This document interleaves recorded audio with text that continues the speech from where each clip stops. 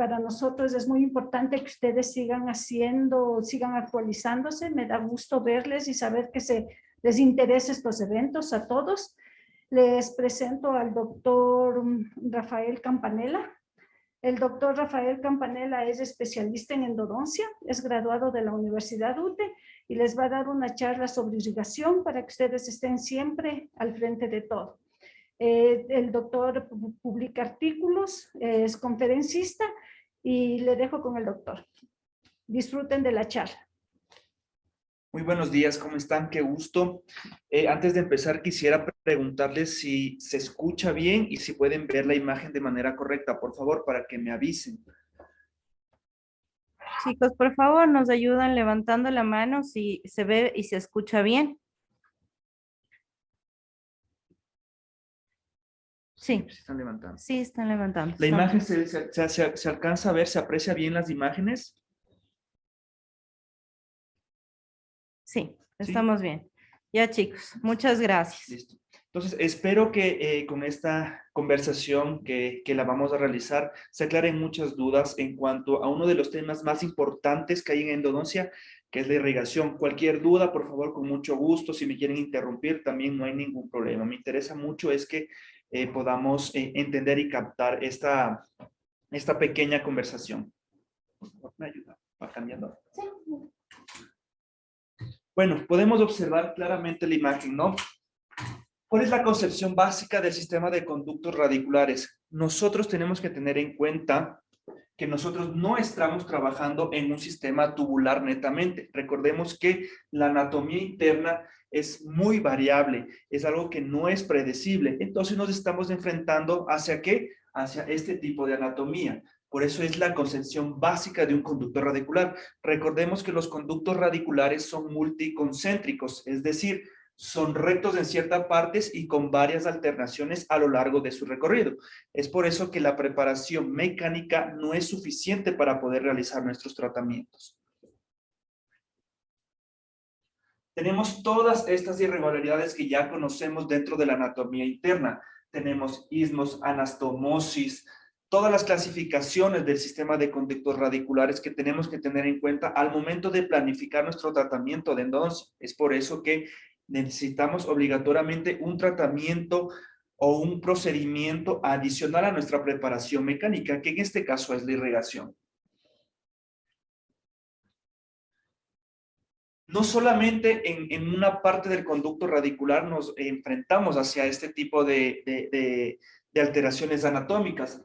Recordemos que a nivel apical podemos presentar este tipo de alteraciones, que es donde más se presentan y es el sitio más crítico de la endodoncia, o también a nivel cervical, por ejemplo, en estos conductos en forma de C. Entonces, todos estos conceptos debemos de tenerlos en cuenta al momento de nosotros realizar nuestra planificación del tratamiento. Miren, otro ejemplo de la muy bonito que es la anatomía interna, pero asimismo de la alta complejidad que es esta. Esto es algo que ustedes ya saben, que ya conocemos, toda la clasificación de los conductos radiculares, solo haciendo hincapié para lo que vamos a hablar más adelante. Miren, este artículo que es realizado en el 2001, ya con microtomografía, podemos observar cómo es la anatomía interna y el momento que se realiza la instrumentación. Y lo que nos dice Peters en este artículo es que al menos un 35% de las superficies radiculares no son tocadas por los instrumentos convencionales que nosotros manejamos. Más aún cuando trabajamos con instrumentos de generaciones pasadas o no complementamos esta instrumentación con una correcta irrigación. Como ustedes saben, él es uno de los padres de la endodoncia moderna, es el doctor Herbert Schindler. Él en el año 70 más o menos, él lanzó un concepto muy impactante en esa época, que fue el shaping and cleaning del sistema de conductos radiculares, cosa que actualmente ya es un protocolo o es un concepto que se ha dejado. Ya tenemos que nosotros saber que nosotros con los sistemas o con las limas o con la preparación biomecánica, lo que vamos a hacer es realizar una conformación. ¿Para qué? Para posteriormente poder realizar los tratamientos de irrigación. Y miren, esta imagen me gusta bastante porque aclara o nos demuestra cómo ha sido la evolución de todo lo que es la irrigación actualmente. Chicos, ¿cómo están? Buenos días. Buenos días. Entonces, Pasen, podemos tomen asiento. observar claramente anteriormente la irrigación convencional, que incluso todavía existe personas que realizan la irrigación con este tipo de agujas. ¿Por qué? Porque no conocemos lo que son los gauge o las medidas de nuestras agujas. Entonces, otro tipo de personas realiza con este tipo de jeringas, las cuales consideramos que por tener una aguja más corta o más delgada nos pueden ayudar. Y continuamos con la evolución a las nuevas jeringas que podemos, a las agujas que podemos manejar y finalmente complementarlo con la activación ultrasónica. Y aquí es donde les hago la pregunta, o es una pregunta muy subjetiva, ¿por qué es tan importante irrigar? Para mí, y con lo que vamos a revisar en la literatura, la irrigación es lo que nos va a dar el éxito en el tratamiento. Ya conocemos que existen actualmente cementos biocerámicos, que existe la sexta generación de instrumentos para realizar la instrumentación mecanizada, pero lo que más nos va a ayudar es la irrigación. Es algo que no puede faltar y es algo que se está saltando las personas. Nos dedicamos más o nos quedamos totalmente satisfechos con ver una cámara pulpar limpia, una anatomía reproducible en el sistema de conductos radiculares, pero no nos estamos dedicando a irrigar y es la fase más importante en la fase de irrigación. En la fase de la preparación biomecánica, perdón. Respondiendo a la pregunta, ¿por qué es el objetivo primordial del debridamiento químico-mecánico de la eliminación del tejido pulpar, así como de la remoción de residuos orgánicos e inorgánicos? Esta es la base fundamental de por qué debemos realizar una correcta irrigación. Nuevamente mostramos, miren, una anatomía de istmos en los cuales únicamente se realizan las preparaciones biomecánicas sin una correcta irrigación y activación. Miren la diferencia clara de cómo podemos nosotros tener un tratamiento con una irrigación convencional a uno que ya estamos aplicando conceptos actuales de irrigación. Esta imagen es del doctor John Schoffer, en la cual podemos observar, miren, podemos en estas líneas rojas, toda la porción que no se ha podido realizar la preparación biomecánica, que eran residuos, miren, casi a 5 milímetros de la longitud de trabajo, encontrando una masa amorfa orgánica, la cual tiene remanentes de dentina, bacterias, de pulpa. Entonces, esta interfaz que se forma en este sector únicamente la vamos a poder manejar a través de una correcta irrigación. Y obviamente nosotros, yo sé que con la instrumentación podemos bajar muchísimo esa carga bacteriana, podemos retirar incluso el biofilm, pero sin embargo con la irrigación va a ser fundamental para reducir o eliminar en una gran totalidad la infección microbiana que es contra nosotros nos enfrentamos en nuestros tratamientos. ¿Cuál es el culpable de la mayoría de o la etiología de las infecciones endodónticas? Ya sabemos que son las bacterias. Recordemos que el primer artículo que estudió esto es el del doctor Kakehashi, que él fue quien descubrió y quien dijo que la etiología de los procesos a nivel endodóntico eran las bacterias. Entonces vamos a recordar un poquito de por qué debemos tener cuidado en la irrigación contra esto. Sigamos, por favor.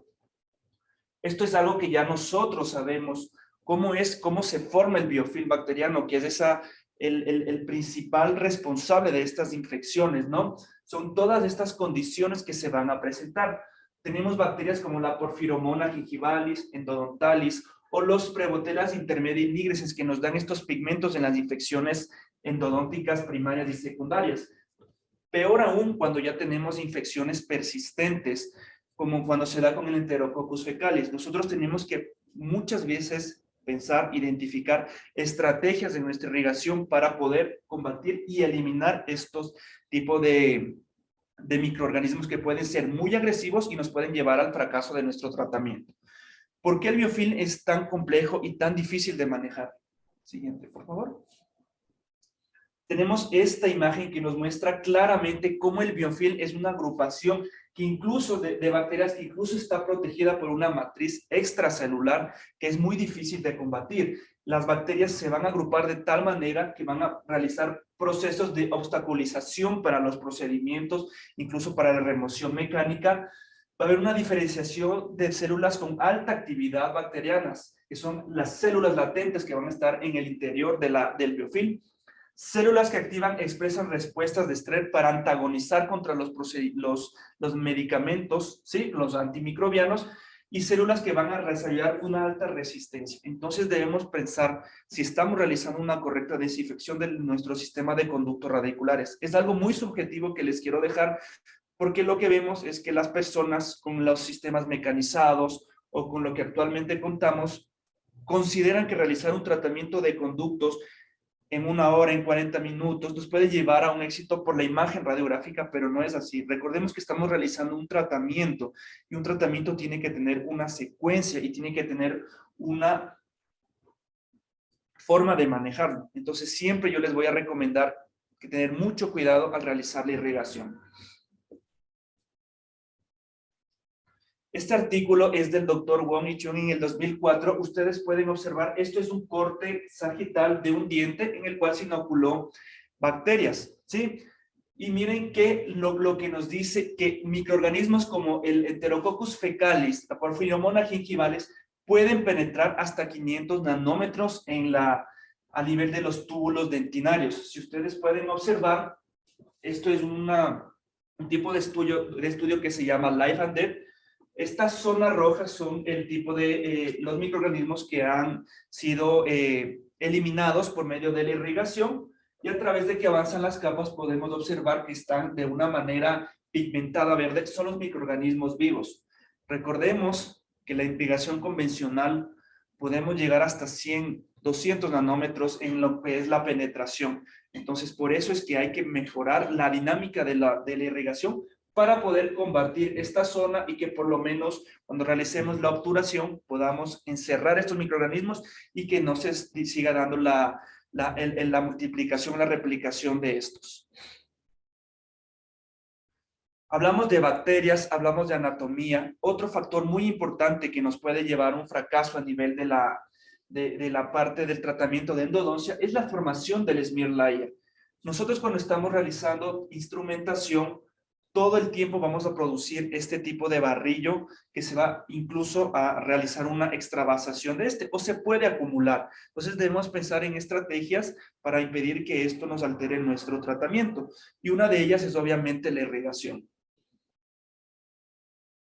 Aquí podemos ver una imagen claramente, ¿sí?, de una irrigación con hipoclorito de sodio y una irrigación con suero fisiológico. Podemos observar claramente cómo el smear layer se mantiene en gran porcentaje, pero sin embargo sí podemos removerlo con el hipoclorito de sodio, a diferencia del control negativo, que en este caso sería el uso de la solución fisiológica. Vamos a aumentar esta imagen para ver un poquito más. Miren, podemos observar claramente túbulos dentinales con mayor amplitud, lo cual nos va a llevar a que podamos realizar una irrigación correcta y un selle posteriormente con una obturación. Esto estamos apenas realizando una remoción del smear layer con la irrigación convencional. Más adelante vamos a hablar de otros medicamentos que nos pueden ayudar a dejar mucho más limpio los túbulos dentinarios. ¿Qué nos dicen Cohen entonces para el irrigante ideal? Son 15 puntos muy importantes, pero sabemos que ningún irrigante va a cumplir esto a cabalidad, por así decirlo. Sin embargo, considero que si sale el irrigante ideal, si sale el irrigante que tenga absolutamente todos estos puntos, si nosotros no tenemos el último, suena chistoso, las personas no lo van a comprar. Es por eso que si nosotros tenemos a la mano un excelente irrigante como el hipoclorito de sodio, pues debemos de utilizarlo y potenciarlo y darle el mejor uso posible. ¿Considerar los efectos citotóxicos? Claro que sí. De hecho, todos los irrigantes que manejamos a nivel de endodoncia tienen este potencial de ser citotóxicos para los tejidos perirradiculares. Entonces, ahí como vamos a hablar de estrategias para evitar que esto sea o cause daño a los tejidos perirradiculares. ¿Sí? Este es un artículo que me pareció muy interesante y es algo que es algo bastante nuevo. Sí, les recomiendo mucho este artículo porque nos habla sobre dos nuevos irrigantes que se están manejando, se están estudiando, que son el hipoclorito de calcio, ¿sí? Y la osteodenidina. Este tipo de medicamentos se están realizando estudios. ¿Por qué? Porque tienen un excelente potencial de ser antibacterianos y también de disolver el tejido orgánico. Entonces, ustedes pueden ver en la imagen de la izquierda, estos son células L919, que son fibroblastos de ratas. Y podemos observar en la última imagen, aquí estamos como una imagen de inicio de una lesión y de una cicatrización.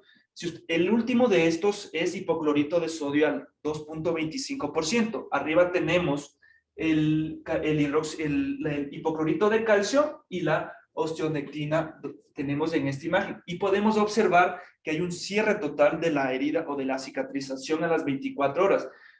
Caso contrario que no pasa con el hipoclorito de sodio. Entonces tenemos que tener mucho cuidado, sobre todo cuando estamos realizando tratamientos para no alterar las células de la papila apical que nos van a ayudar a la cicatrización de los tejidos. ¿Cuáles son los factores que influyen en la irrigación? Características internas del diente que ya hablamos, el glybas, la patencia de conducto. Este tipo de, esto de la patencia es algo que tenemos que tener en cuenta porque existen escuelas biológicas que no están a favor de esto, pero sabemos que desde un punto de vista mecánico y de la instrumentación es muy necesario.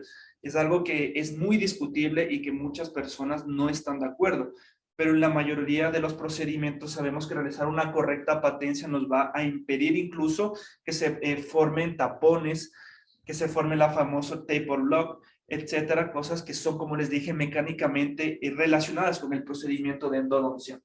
La calidad del irrigante y la cantidad del irrigante, la frecuencia de la irrigación, el tiempo de contacto del conducto radicular, la temperatura, la tensión superficial del irrigante, el tipo de aguja y el grado de penetración, el tipo de instrumentación, activación y agitación del irrigante. Todo esto lo vamos a ir desarrollando.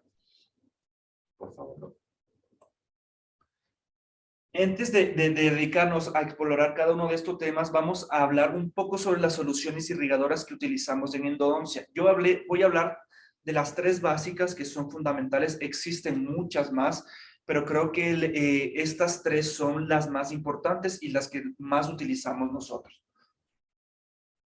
Tenemos entonces el hipoclorito de sodio, el EDTA y la clorhexidina. Puse un caso aparte, el ácido cítrico, que puede ser algo adicional que podamos utilizar, el Q-Mix, el MTAD, etcétera, que son otro tipo de irrigantes, pero que sin embargo no son de uso convencional. Por ejemplo, yo no lo utilizo y muchas personas que conocemos alrededor del medio, pues creo que nos manejamos básicamente con estos dos y en algunos casos podríamos pensar en utilizar la clorhexidina.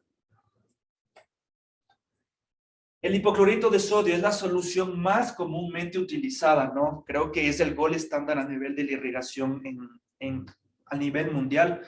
Para mí es el mejor irrigante, lo mejor que tenemos a disposición si lo sabemos manejar. ¿Por qué? Tiene una actividad antimicrobiana de gran actividad y de ser muy eficaz, y sobre todo lo más importante es que permite la disolución del tejido orgánico. Estas son las tres fases más importantes de cómo es ese efecto químico o lo que pasa cuando el hipoclorito de sodio entra en contacto con las bacterias o el material orgánico. Se realiza una reacción de saponificación. ¿Cómo expresamos esta reacción de saponificación? Es el burbujeo que ustedes ven cuando colocan el hipoclorito de sodio. Eso es la reacción de saponificación. La reacción de neutralización de los aminoácidos, que es lo que nos va a dar esta característica de ser antibacteriado, y la reacción de cloraminación, que es la liberación del ion clorina, que es el que va a tener el potencial de combatir las bacterias. Entonces, estos tres procesos químicos son los más importantes que realiza el hipoclorito de sodio. El pH, muy importante, claro que sí. Recordemos que el pH del hipoclorito de sodio es muy alto, incluso puede llegar a 12.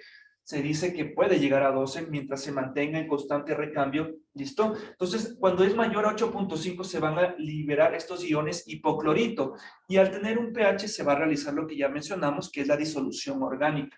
Cuando hay una fase, cuando ya está bajando esta característica, cuando es menor a 6.5, el ácido hipocloroso ya viene incluso la parte de actividad antibacteriana, como la habíamos mencionado anteriormente. ¿La concentración es importante? Claro que sí. Si nosotros tenemos una menor concentración del irrigante, del hipoclorito de sodio, tenemos una velocidad de disolución orgánica mucho menor, una disminución en la tensión superficial y una característica buena, que en este caso que sería la biocompatibilidad, ¿sí? Pero debemos recordar que el hipoclorito de sodio debe estar dentro del conducto radicular, nunca, en ningún momento tiene que salir. Si aumentamos, en cambio, la concentración, vamos a tener una velocidad de solución más alta, una tensión superficial aumentada, se puede adicionar surfactantes, pero la biocompatibilidad o los efectos adversos van a ser mucho más agresivos. Presionamos, por favor. Podemos observar aquí, que esta es cortesía del doctor Hernán, 3 imágenes igualmente de estas células fibroblastos de ratas. Aquí tenemos completa aplicación de hipoclorito de sodio al 2.5 y aplicación de hipoclorito de sodio al 5.25. Si ustedes observan, aquí no evidenciamos absolutamente ningún tipo de célula. Totalmente ha sido disuelta, o esta capacidad que tiene el hipoclorito a nivel de todas las células, ¿sí? Entonces, esto no lo vemos clínicamente, pero sí es algo que in vitro nos puede dar una idea de lo que estaba sucediendo cuando utilizamos hipoclorito. El efecto del antibiofilm. Yo les mostré anteriormente una imagen de cómo solamente con una irrigación podemos realizar una mejoría en la remoción de biofilm. Tenemos el control negativo, un conducto que está íntegro, el control positivo utilizando suero fisiológico, hipoclorito de sodio al 6% y clorexidina. Creo que esta imagen habla por sí sola de por qué debemos utilizar este tipo de irrigante en nuestros tratamientos. El tiempo, ¿cuánto es necesario para nosotros eliminar las bacterias dentro del sistema de conductos radiculares? Eso también es una pregunta que depende mucho, ¿no? Depende mucho cómo estemos utilizando el hipoclorito, cómo lo estamos potenciando. Se dice que entre 30 segundos y 30 minutos. Sin embargo, no creo que 30 segundos sea un tiempo para decir que estamos eliminando o bajando la carga bacteriana. Nosotros durante todo el procedimiento de endodoncia, desde terminar la apertura cameral hasta la última lima que utilicemos, tenemos que realizar un recambio constante del irrigante, lo cual nos va a llevar un tiempo prudente y realizar las diferentes fases de la irrigación. Les comento que yo estoy manejando un nuevo protocolo que se llama Shaping for Cleaning, en el cual con los sistemas mecanizados reducimos el tiempo de trabajo, la instrumentación la podemos realizar entre 3 a 5 minutos y el tiempo que nos queda disponible lo dedico a realizar 3 fases importantes de la irrigación, que es una fase activa en la cual todo el tiempo entre lima y lima estoy cambiando el irrigante, ir lavando todo el tiempo, una fase de pasividad en la cual lo utilizo el hipoclorito de sodio como una medicación intraconducto in situ, es decir, coloco el hipoclorito, dejo que actúe, hago un recambio, lo puedo hacer esto unos 20 cc en cada conducto y finalmente una fase de agitación o activación o calentamiento del hipoclorito de sodio. Entonces, esto nos va a llevar un amplio tiempo en nuestra irrigación. El ion hipoclorito es muy inestable. Recordemos que este ion es el más importante en la parte antibacteriana y se va a consumir muy rápido. Es por eso que nosotros debemos realizar un recambio constante de nuestro irrigante. No creo que nadie con una sola jeringa de 5 cc pueda realizar todo el procedimiento de endodoncia. Todo el tiempo debemos realizar un recambio constante de este. La penetración es muy importante, claro que sí. Este estudio es muy importante y es algo in vitro que nos da una idea, ¿sí? Se realizó cortes en dentina y se realizaron estos bloques de 4 milímetros, los cuales se pigmentaron de violeta de genciana, es un pigmento también, ¿sí? Y se colocó hipoclorito de sodio en diferentes tiempos, ¿sí? Igualmente aquí se se evaluó concentración, tiempo y cuando mejoramos o incrementamos la temperatura. Ustedes pueden ver en esta imagen esto blanco. Recordemos que el hipoclorito es blanqueador y al tener contacto con este tipo de pigmento lo va a blanquear y podemos observar claramente la penetración a nivel de los cuadros o de la dentina que se preparó. Y los resultados son bastante interesantes porque tenemos que a mayor tiempo hubo mayor penetración, ¿sí? A mayor tiempo de que se realizó el recambio. Existe a los 2, a los 5 y a los 20 minutos. Otra situación que se evaluó bastante interesante es el aumento del calor. Un dato muy importante, existe un estudio, no recuerdo el nombre del autor, que nos dice que nosotros podemos refrigerar el hipoclorito de sodio, ¿sí? Para que se pueda mantener con la solución, con la concentración que es. Y posteriormente, al momento de realizar nuestra irrigación, podemos calentarlo de las maneras que ustedes conozcan, con ultrasonido, transportadores de color, e incrementar su temperatura y no se va a perder para nada esta propiedad, a diferencia si no lo conservamos bien. ¿Cuáles son las desventajas? Irrita los tejidos periapicales cuando se presenta un accidente de hipoclorito, por ejemplo. Altera negativamente las propiedades mecánicas de la dentina. Por eso nosotros siempre debemos de trabajar en el conducto radicular.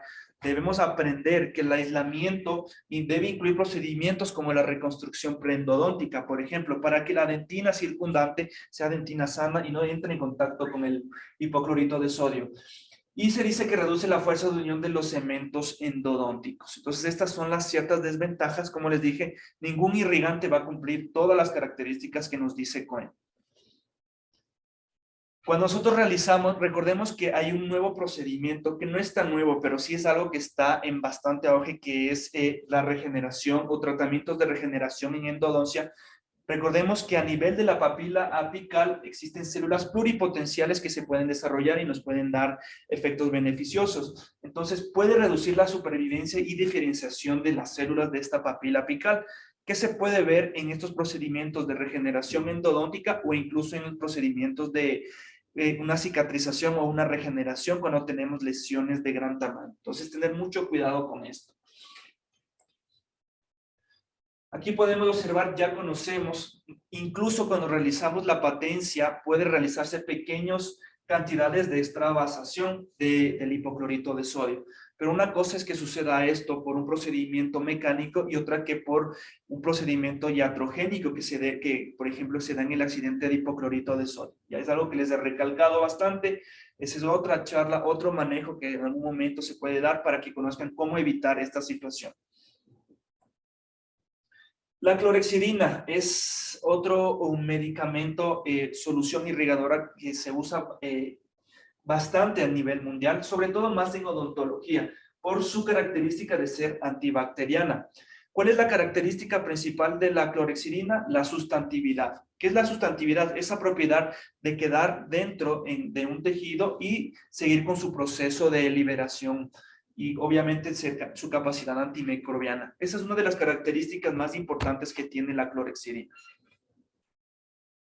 Presenta un pH entre 5.5 a 7, es bastante estable y dependiendo de la concentración puede ser bacteriostático o bactericida. Nosotros en endodoncia, la persona que la quiera utilizar o la necesite utilizar, debe utilizarla al 2%, no la que viene al 0,12%. Porque esto se utiliza más a nivel de los enjuagues. Entonces, tener mucho cuidado con esto porque incluso cuando realizamos operatorias o procedimientos para la adhesión, si utilizamos la clorhexidina que viene en los enjuagues, le estamos quitando esa propiedad de adhesión a la dentina. Entonces, tener mucho cuidado cuando se utiliza al 0,12%. Y esta es la forma en cómo la clorhexidina actúa. Recordemos que ella tiene una carga positiva a nivel de su estructura y ella se va a unir a la carga negativa de la pared de las células bacterianas. Procedimiento, esto va a causar a que haya una ruptura de la pared bacteriana y va a haber una degradación de la célula. Y esa es la característica bactericida que nosotros le podemos dar cuando lo utilizamos correctamente. Como les dije, viene al 2%. presenta una actividad antibacteriana superior a la clorhexidina al 0,12%, que es para otro tipo de uso.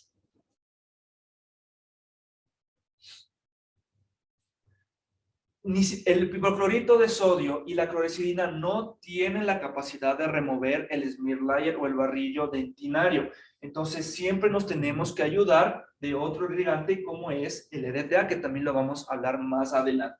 Cari, esta es la imagen que más nos debe tener en cuenta porque así es como nos tiene que quedar nuestra dentina en el sistema de conductos radiculares para realizar una buena obturación. El EDTA es un quelante que forma un complejo estable con el calcio. Va a remover toda esta porción mineralizada del smear layer y una vez que se forma, o se dice que cuando él ya forma este equilibrio iónico, se va a autolimitar y va a dejar de trabajar, ¿sí? Miren lo que nos dice Helling en el 98. Presenta ligera capacidad antimicrobiana que se va a potenciar con la utilización del hipoclorito de sodio.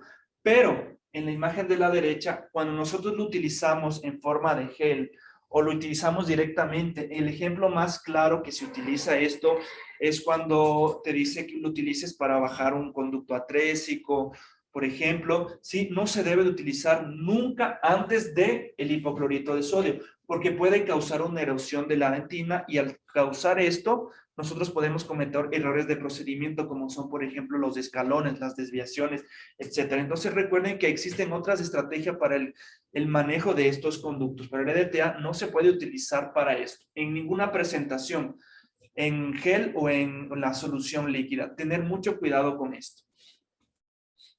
¿Cuáles son las desventajas? No disuelven los tejidos. Estamos hablando aquí de la clorhexidina. Presenta igualmente una alta citotoxicidad y al ser mezclado con el hipoclorito de sodio se dice que forma la famosa paracloroanilina. No es algo que está totalmente demostrado. Hay que leer los últimos artículos en cuanto a este porque este es un compuesto de mucha toxicidad. Pero lo que sí se va a formar es un precipitado que nos puede interferir con la obturación definitiva. Aquí podemos ver una imagen claramente, ¿sí? Del precipitado marrón que se puede formar al nosotros utilizar hipoclorito de sodio y clorhexidina, a diferencia de cuando utilizamos clorhexidina y EDTA. Pero se está discutiendo bastante si lo que se está formando aquí es la paracloroanilina. Aquí tenemos un estudio, por favor, ¿sí? Que les invito a leerse y miren que es esa interpretación si en verdad se está formando o no la paracloroanilina. Y miren que los análisis cromatográficos y espectroscópicos mostraron que se forma un pigmento marrón, pero que no contenía características para cloroanilina. Sin embargo, no por esto voy a mezclar los dos medicamentos. ¿Listo? La dinámica de los fluidos. La irrigación con jeringa y aguja. Vamos a explorar un poco de esto, sobre todo las técnicas. ¿De qué depende esta dinámica de los fluidos? Siga, por favor. Depende de dos cosas importantes. La parte química, que es por medio de la composición del irrigante, y la parte mecánica a través de las fuerzas o de los procedimientos de cómo lo vamos a llevar a través de los conductos radiculares. Por favor, ¿no? Entonces, lo más convencional que utilizamos nosotros son este tipo de jeringas, ¿sí? ¿Cuál es la diferencia entre utilizar entre una jeringa de 2.5, 5 o de 20 cc? La fuerza que podamos nosotros ejercer. Recordemos que al tener un émbolo mucho más grande, el irrigante tenemos que hacer mayor presión. Y por ende, al realizar mayor presión, si no tenemos una correcta longitud de trabajo o no tenemos una correcta aguja, podemos realizar un accidente indeseado, ¿sí? Entonces, estas son el tipo de agujas que más se utilizan para el tratamiento de endodoncia. Ya vamos a hablar sobre las medidas. Son las convencionales y, por ejemplo, tenemos agujas que ya son plásticas, como por ejemplo la Airiflex, que es una aguja que ya es totalmente plástica, se puede precurvar, podemos llegar a sitios donde existan grandes curvaturas, a diferencia de las agujas convencionales. Todas estas son las formas en las cuales se han presentado las agujas en endodoncia, con bisel, con salida única, con salida lateral, con múltiples salidas. Entonces, estas son las agujas que anteriormente nosotros utilizamos. Ya vamos a hablar cuál debo escoger y por qué debo de realizar. Por favor. Otra cosa que tenemos que tener es la medida o el gauge con el cual estamos nosotros irrigando. Las agujas que nosotros, que vienen en las jeringas, por ejemplo, usualmente son de 18 gauge, ¿sí?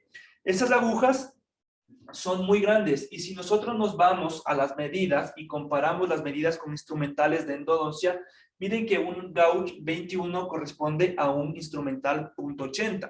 Yo les hago una pregunta, ¿tú puedes irrigar a nivel de un conducto radicular con un instrumento, con una punta de instrumento 80?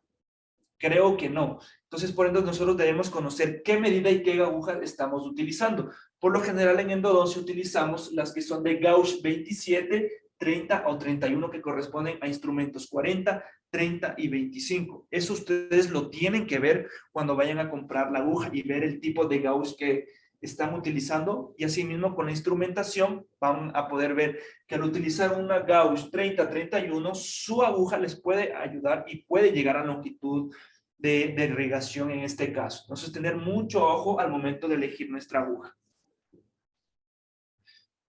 Utsuzuki nos da es muy clásico este artículo, es un artículo bastante interesante, en el cual simula conductos radiculares y la velocidad y el alcance del fluido. Mire, tenemos agujas de extremo de salida única, salida única, salida única, salida lateral y salidas laterales.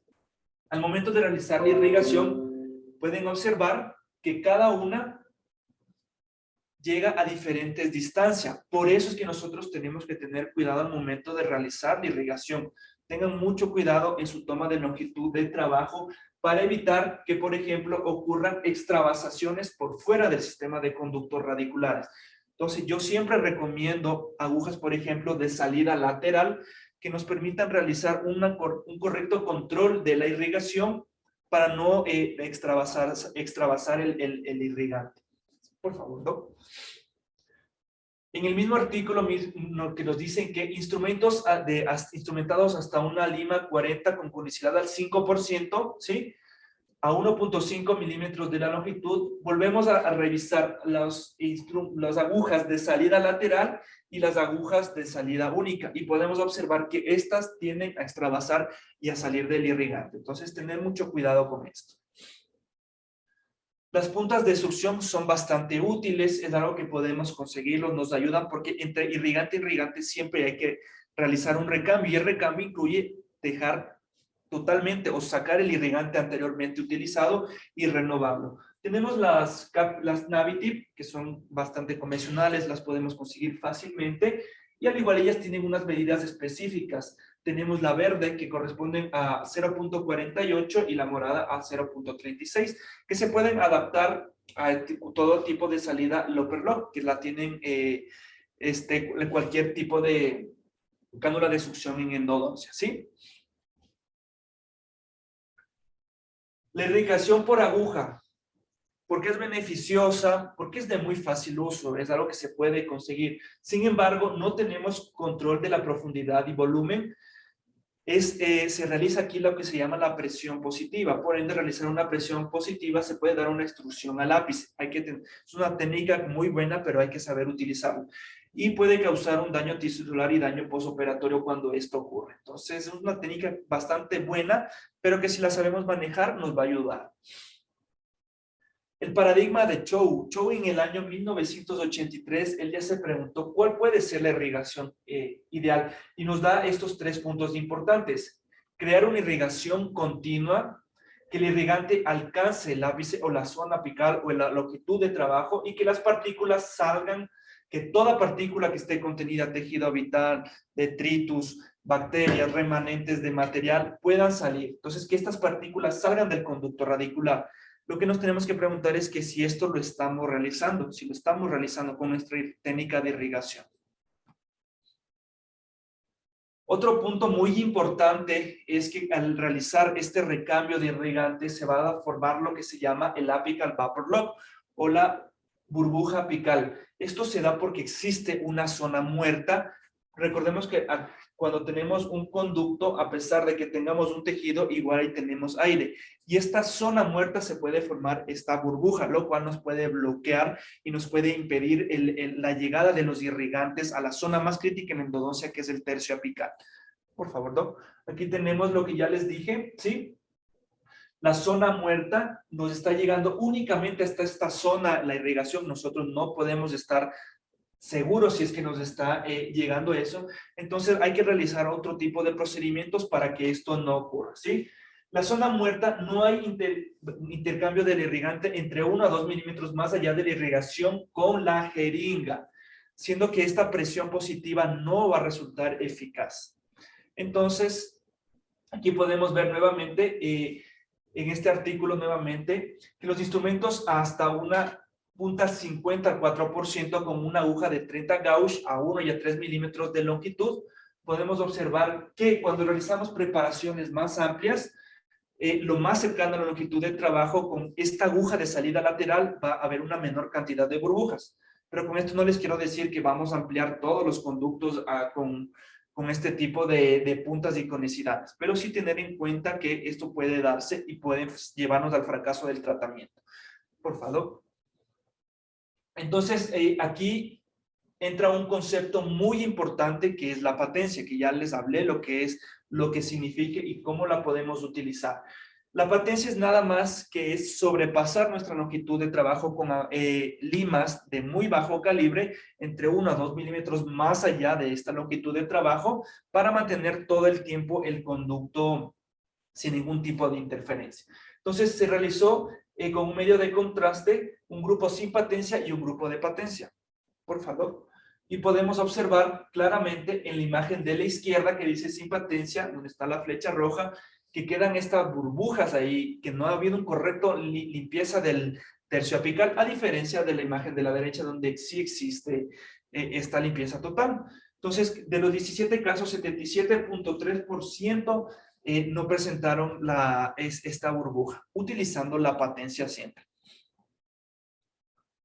Hemos hablado de todos estos conceptos básicos y ahora vamos a preguntarnos cómo podemos potenciar la irrigación. Tenemos dispositivos para la activación del irrigante. Los dispositivos que vamos a hablar no necesariamente los tienen que comprar. Existen ciertas técnicas básicas que nosotros nos podemos guiar para poder realizar esta activación del irrigante. La activación dinámica manual. Todos la conocen, pero no creo que la estamos realizando correctamente. ¿Cómo la podemos utilizar? Podemos utilizar tanto limas como conos de gutapercha, siguiendo este protocolo descrito por Caron en el 2010. Vamos a utilizar un cono de gutapercha con un taper menor que el taper con el que se preparó el conducto radicular. Lo vamos a cortar a 1 milímetro apical para que se ajuste a 1 milímetro de la longitud de trabajo. Vamos a succionar el hipoclorito que anteriormente utilizamos y vamos a colocar actualmente EDTA y vamos a activar el cono en forma de vaivén. 2 milímetros por 1 minuto, renovando posteriormente el EDTA.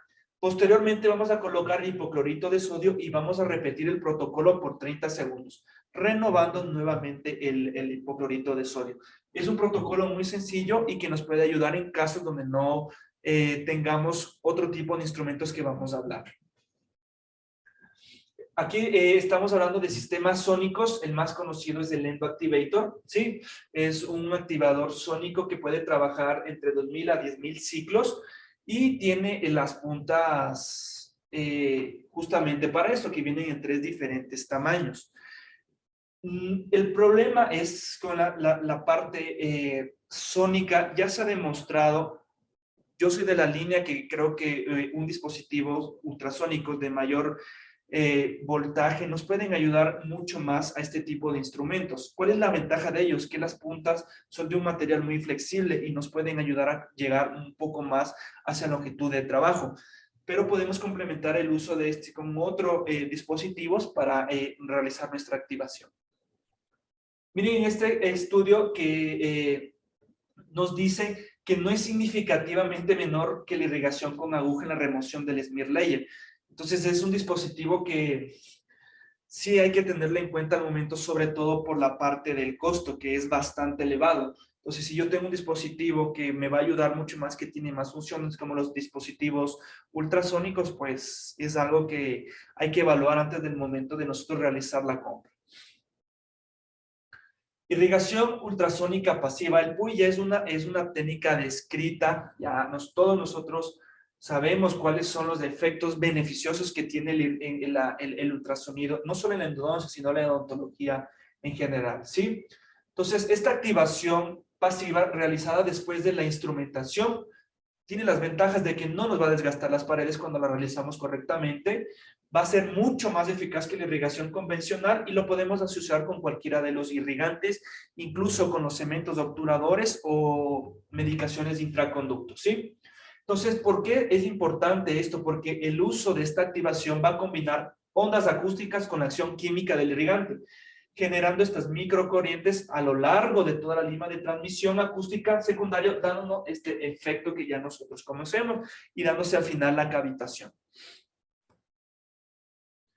Aquí tenemos una imagen en donde se realiza irrigación convencional y 3 minutos de irrigación pasiva ultrasónica y podemos observar todos los chips de dentina que se pueden preservar. A diferencia de cuando nosotros realizamos, miren que la obturación es completa en este tipo de anatomía. Y actualmente yo estoy utilizando más lo que es la irrigación ultrasónica continua. ¿En qué se diferencia esta? Nosotros podemos con este dispositivos que ya se puede colocar con salida del irrigante constante o trabajar a 4 manos, es decir, una persona que te irrigue y tú todo el tiempo te irrigue, te succione, hacer recambio y tú activar. Eso es una reactivación continua del irrigante con ultrasonido. Por favor, ¿no? Entonces aquí podemos observar claramente que un clic más, por favor. Ya. Este estudio es un estudio muy importante porque se evaluó cuáles son las mejores técnicas para nosotros realizar la irrigación con ultrasonido. Entonces se realizó en 3 grupos. Un grupo en el cual se dejó la punta de ultrasonido en el periápice o en longitud de trabajo, ¿sí?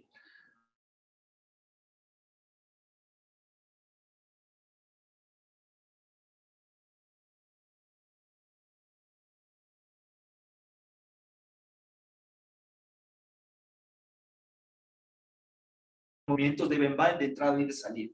Y miren que los resultados, el 1 significa que ya hubo remoción completa, nos dan a que la técnica de recambio en forma de vaivén es la técnica que tiene mejor resultados. 1, 1, 1 a nivel de lo que es la limpieza. Caso contrario que no sucede en el control que se realiza el lavado con jeringa o el lavado que es por tercios. ¿Por qué se dice esto? Porque este tercio de aquí va a limpiarse, este sí, y este al final, con lo cual no se va a llevar una buena limpieza. Sin embargo, en la técnica tanto de limpieza en vaivén, sí nos puede ayudar. Tener en cuenta esto al momento de utilizar el ultrasonido, porque he visto muchas personas que están realizando esta técnica de utilizar las limas, luego utilizar el ultrasonido, pero son cosas que no nos están dando resultados correctos. Entonces, mantener la técnica de irrigación dinámica en forma de vaivén.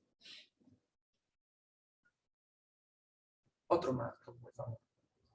Listo, un poquito más, esto ya es un tema un poquito más para de pronto ya personas que manejen endodoncia mecanizada o que estén dentro de un posgrado o conociendo ya esto.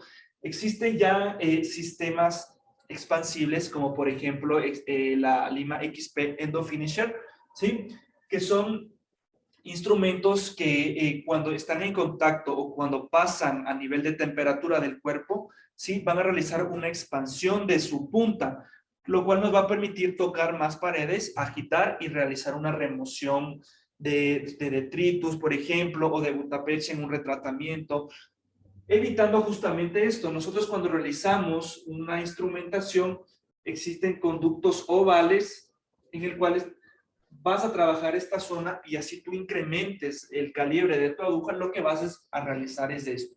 No podemos tocar todas las paredes, entonces es por Esto que existen este tipo de sistemas. Miren, esta es la forma en cómo trabaja la lima. Ella entra con una conicidad de 25 al 0%, pero por su tratamiento térmico, el tratamiento Maxwell, va a poder expandirse en la punta, tocando más paredes. Y nos va a llevar a este tipo de preparaciones, tocando todas estas paredes, realizando una remoción más efectiva, ¿sí? Debe utilizarse solo después de una preparación al menos de 0.25. Si estamos en dientes multirradiculares, se dice que empieces por el conducto más amplio. El tiempo de trabajo debe ser de 1 minuto con movimientos de vaivén o de entrada y salida. Y la cavidad de acceso todo el tiempo tiene que estar llena del irrigante. Les recomiendo, es una excelente alternativa, es una excelente lima que nos puede ayudar a mejorar nuestra irrigación. Miren aquí, este estudio se utilizó antes de la preparación biomecánica con instrumentación con una lima al 35 al 4% y la combinación de 35 al 4% más XP Endofinisher. Y podemos ver muchísimo la diferencia en la remoción de tejido pulpar. Es una lima que les recomiendo bastante. En este artículo se comparó la irrigación pasiva ultrasónica versus la XP Endofinisher. Ambas presentaron una alta efectividad antibacteriana, pero solo la XP Endofinisher removió significativamente mayor biofilm en el conteo bacteriano después de la instrumentación. Entonces podemos nosotros combinar estos dos sistemas, o si de pronto yo no tengo un ultrasonido, pero si tengo un motor de endodoncia, pues puedo utilizar esta lima para activar el irrigante. Para terminar, ¿cuál es el protocolo de irrigación que les recomiendo? Yo les mencioné sobre una de las partes que es toda la parte de irrigación después de la instrumentación. Entonces, como nos dice, irrigar con hipoclorito de sodio toda la instrumentación. Vamos a activar o calentar el hipoclorito de sodio o utilizar limas expansibles como la XP Endofinisher. Podemos utilizar presión negativa, es algo opcional. El endobag es algo que no todos tenemos, pero sí lo podemos realizar, por ejemplo, utilizando las puntas capilares que las Navity, perdón, que les mencioné anteriormente. Vamos a realizar una eliminación del smear layer con EDTA 1 minuto con activación y presión negativa, que es opcional. Vamos a secar con puntas de papel y ahí sí obturar. Este es un pequeño protocolo basado en toda la evidencia que hemos hablado durante toda la charla. Muchas gracias. Bueno, espero que que podamos haber aclarado ciertas cosas. ¿Alguna pregunta? Pues con mucho gusto y espero que les haya gustado. Chicos, por favor, si tienen preguntas, vamos a hacerlas en orden, alzando la manito y les voy dando la palabra, ¿ya? Tengo levantada la mano de la señorita Morales, por favor, díganos, les escuchamos.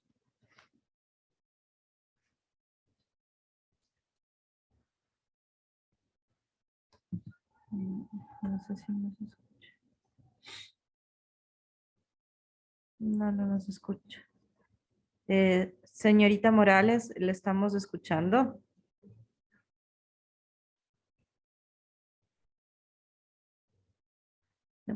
Chicos, aquí tal vez alguna pregunta mientras acá se animan. Ah, ahí le escuchamos. No sé por qué se están recortando. Chicos, ¿ustedes alguna pregunta, alguna duda, por favor? Mientras acá lo podemos activar. O pueden escribir también si sus micrófonos no están funcionando bien.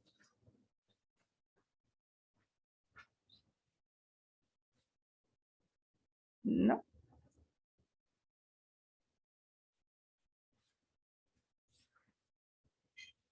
No, creo que no hay pregunta. Así es una pregunta en la cual mencionaba que se formaba una irrigación con ¿cierto? Se formaba una burbuja y nos llevamos a la zona muerta. La zona muerta es, o sea, justo la parte apical donde ya se formó la burbuja y acá ya no. Sí, es la famosa zona muerta. Recuerda que tú estás irrigando entre -2 a -3 milímetros, ¿verdad? Sí, esa zona que está posterior a esos 2 o 3 milímetros es la famosa zona muerta, que es donde se puede formar el vapor lock.